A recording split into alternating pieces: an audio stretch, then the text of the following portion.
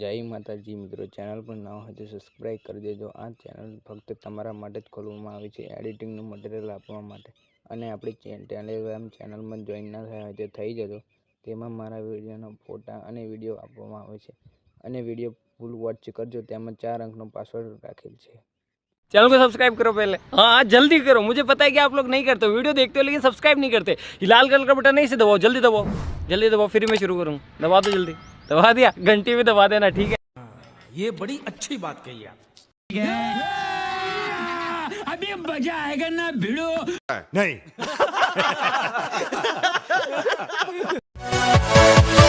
Yeah.